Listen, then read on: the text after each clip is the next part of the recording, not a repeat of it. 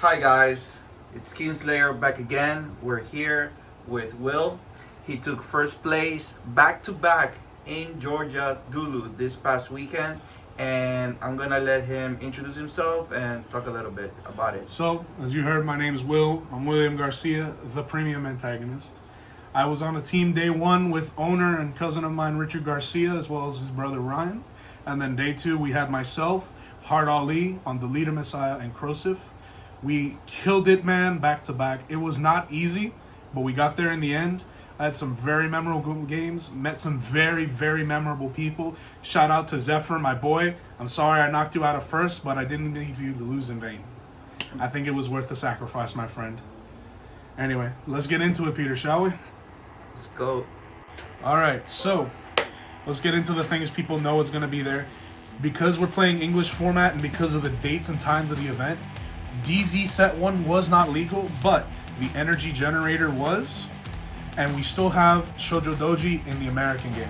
They have not put us the right deck restriction for stride decks just yet, so this is still a bit of an issue, but if you're not playing it, you're wrong. Like, there's arguably no other way to play Shiranui right now, because this lets you win the grade 2 game against anything that is in the mirror for absolutely free. It's the most broken engine in the game. Outside of that, we're gonna go to the G zone real quick because that's self-explanatory. 4 and 4, we don't have any other options. Duh, right? Nobody's gonna question that. So for the main board, we have our guaranteed 1-0s. We have Angel Ladder for the mirror match, Elementaria. People I saw used to be running Forbidalt because you could fetch Esperidia as well as either your Persona Stride fodder or just your regular grade 3 and just call retire something, which is pretty nice, but since this was released, nobody can afford to not play this. This card's $100 for a reason. Where's my reprint, Bushiroad? Give me my reprint. Next up, very cookie cutter. 2 Esperidias, 3 Persona. We'll get to why I'm running 3 instead of like 1 or 2 later. And then 4 Stride Enablers. This card has gotten so much play and so much value. Half of my deck was borrowed before this event. I came home, I paid everybody their dues because this deck is just too good. Until they hit this is what I'm playing in standard for the foreseeable future. Bushiroad has made such a mistake letting half of these cards be legal. It is so overwhelmingly powerful. Even the counter matchup struggled against me. They were barely keeping up. It was insane. Don't underestimate the value of this card, by the way. This won me so many mirror matches post grade 3 because being able to just place and retire something, you have no idea how valuable that is, especially before your opponent gets to draw their Forbidal. If you clear their restanders, they're fucked. They have no means of being able to respond to you. It's so free. Then, of course, we have our guaranteed 4-0s. This is a ratio that not a lot of players were playing for Izazao, and that's the 4-0. I think this card is too integral to the mirror match, and it was proven right because there were so many other players that I played against that played 4 in their lists. The top 8 mirror matches that I played against both days, they were also running 4. If you're not running 4, you're mistaken. I know if you're on a budget, it's difficult to get these, let alone the rest of it, but I'm sorry, brother. Right now, Vanguard's in a format where you can't spare a penny. If you're going to play, you're going to play to the best of your ability. It's so fucking difficult. It is so difficult.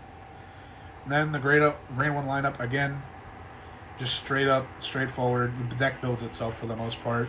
That you can fetch this off of Isazao is the worst part of it. This is what's the most egregious part of this being allowed. Because when I can go Shoujo Doji, call Isazao, counterblast 1, grab a perfect guard, I just got 3 cards for free just for writing. Like, why is this not banned? Why did they not give us the restriction? I digress. So you have to run the starter deck, the premium stride deck, perfect guard, because he's fetchable by Izasao, since he's a stealth name, and stealth is the most used keyword in the game. Shenri is another card that even if you're on the fence about buying it, you can get away with it now because there is a card in Overdress that just came out with DZ1. It's Counterblast 1, Energy Blast 2, give it +5, draw card. That's an alternative if you're a budget player, but if you can afford to spend the $20 plus whatever it is for the playset, I don't even know the prices anymore, they probably went up again, you have to get this card. Being able to not only draw cards, put pressure numbers early in the mirror match, and remove the board state so your opponent doesn't get value later on the game in the mirror match is way too important. It's the same with him. I think he's a guaranteed 4-0 regardless of how you play the deck, because being able to bounce back to your hand after hitting with a dominated unit, which you're going to do against the non-mirror, and you're going to do in the mirror late enough in the game if it drags, you need to play the 4 of. Being able to recycle Pot of Greed several fucking times, being able to have extra shield is huge. This won me my finals match in day 2 alone, just because in the mirror match, hey, guess what? He had to go to grade 3 first. What did I do? I left him 0 board to hit me back with on his snapback, and I drew Angel Ladder off of this card. This card is invaluable. You need to play it. And finally, self-explanatory, OT, also not restricted, because that'll give you a 9 attack turn, 10 attack turn for free. Good job, Bushy Road. And then 4 crit, 3 front, heals. Don't play draws. Please don't play draws. Draws are bad, okay? Mr. Mackey says so. Okay. And you do need the insole crit as well. It hurts to say that you need these cards, but you need them. Being able to soul charge in very certain situations will be the difference between you winning and losing straight up. Because you actually use a lot of Soul Blast in this deck, between Asperidia, between the grade 2s, between random stuff that just happens. Like, even if you Mukuro, spending a Soul Blast on Mukuro will draw you cards and lose you advantage later in the game if you don't have this card, just because you have to spend a soul. Outside of that, it's overdress. If you're thinking too hard, you're not playing it right.